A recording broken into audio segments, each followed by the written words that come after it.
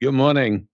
And let me just say what a privilege it is to be here today to talk to you about this very important theme of the conference, which is Society 5.0, which briefly tries to bring together technical and technological innovation with human-centric progress. But I have to say, when I was preparing to put this talk together, it reminded me of a book, a novel that I read some years ago. So I revisited it, and let me just take you to the first two sentences from a novel called The Brave New World by Aldous Huxley, which was written back in 1932. And I'll quote: "A squat gray building of only 34 stories. Over the main entrance, the words in bold: Central London Hatchery and Conditioning Centre. And in a shield, the world's state's motto: community, identity, stability." And really, as I reflected on this notion of Society 5.0, it struck me that those words, community, identity, and stability, are really central to many of the developments that are going on under the banner of Society 5.0. And I think it causes us to reflect on what do we mean by community? What do we mean by communities? What are the communities that we are in? What are the communities that we are not in? How do we define communities? If you think about the theme of the conference, which is around equal opportunities, well, equal opportunities is not neutral. Equal opportunities happens in communities. Who are the in group in a community and who are the out group? Who are the other group in any community? And 5.0, Society 5.0, is going to bring these questions to the fore. When we think about identity, what do we mean by our identity? What do we mean by our personal identity? What do we mean by our social identity? What do we mean by our business identity? Identities themselves are becoming challenged in a number of ways. And I think it causes us to reflect on what we mean by identities. And the third word in the opening two lines of The Brave New World is stability. And it's really interesting when you look at society as we know it today, and you look at some of the headlines and you read about some of the geopolitical events that are going on. Is this notion of stability even possible, given the world that we are in and that we are facing? So I give you these opening lines and as cause to reflect on the trajectory of where Society 5.0 is going. And I think it's really important as academics, it's really important as researchers, it's really important as practitioners, whether we are working in or when we are working with businesses. It's really important that we have a critical and an open-eyed discussion and debate about this notion of 5.0. So I won't take you through all of the detail. One of the reasons I didn't put a slide deck together was because if I put a slide deck together, I would have been here still in about an hour's time, right? And you don't want to lecture. So here are some thoughts, right? So we've moved through various stages. Society, humankind have moved through various stages, right? So Society 1.0 was the hunter-gatherer period. Society 2 was the agrarian period. Then we had Society 3, which was the industrial period. And you've all heard and read about the Industrial Revolution. And then more recently, we have society or Industry 4.0, which was the information or the data age. And here we are now on the cusp of Society 5.0.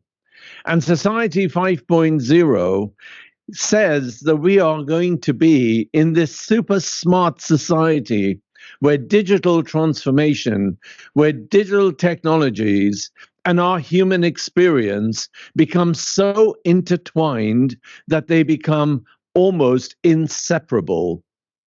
Now, if you pause and think about that, at one level, there are huge benefits from having Society 5.0 framed in this way.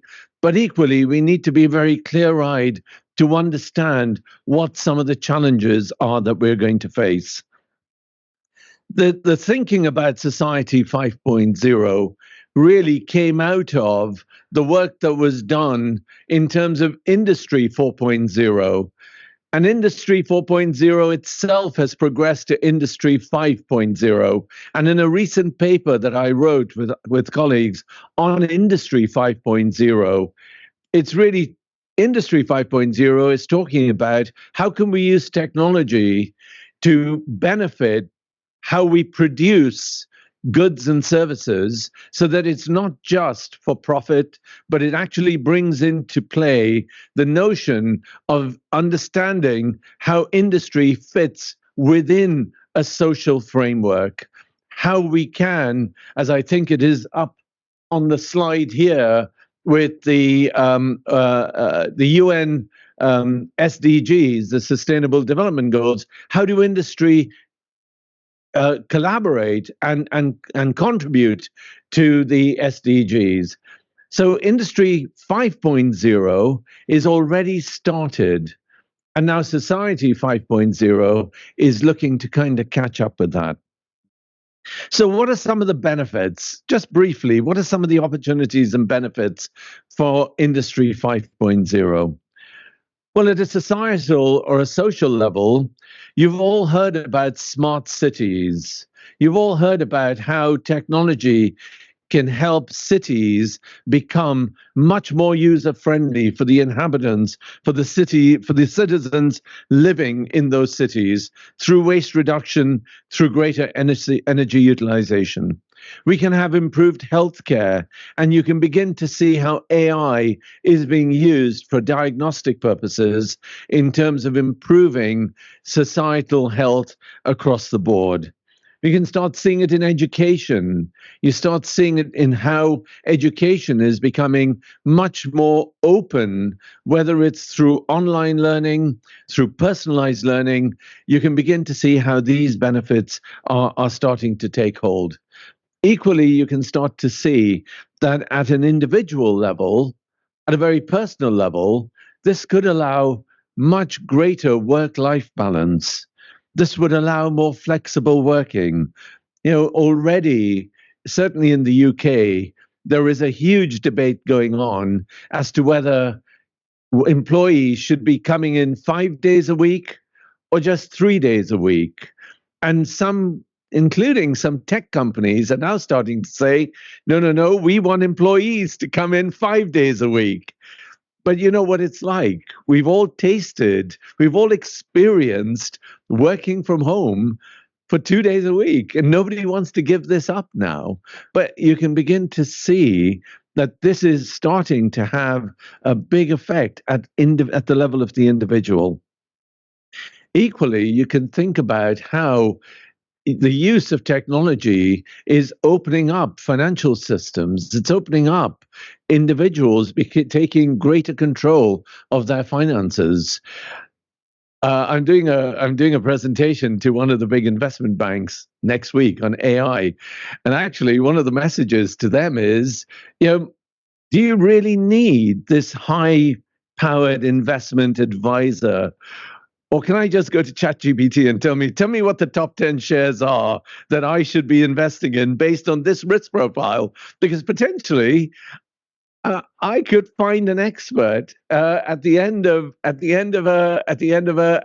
app, if that's the case. So I think there are some huge opportunities that this technology, that this harnessing and this integration of technology woven into our lives, it holds huge opportunities. Okay, but I think if I could also put the counter case, because as academics, as researchers, we need to see both sides of the argument. We can't just get kind of brought in to just the sales and the positive sides. There are some significant ethical issues that these technologies raise. The issues of privacy. Where does my private life start and end? At the moment, when I walk through my front door, I like to believe that I'm in my own personal private space. But actually, there are surveillance instruments that are now in almost every household that are listening to everything that I am saying in my house. So if you have an Alexa device, if you have some of these devices that are always on and always waiting for you to give it a command, it is listening to everything that you are saying. Where does my personal space and privacy start and end? What about surveillance? What about being able to be seen and monitored at a very granular level, at levels of which, as individuals, we may not want to be surveilled? There are issues around the news and the information that's out there. I don't need to tell you about fake news. I don't need to tell you about deep fake videos and how these are being misused in different parts of the world to influence various things and how people behave. The implementation costs, to process a request on ChatGPT requires a huge amount of energy to be consumed and to be for the servers at the back end to actually do that processing. So how do we make this more sustainable? What about jobs? The effect that these technologies are going to have on jobs is going to be significant.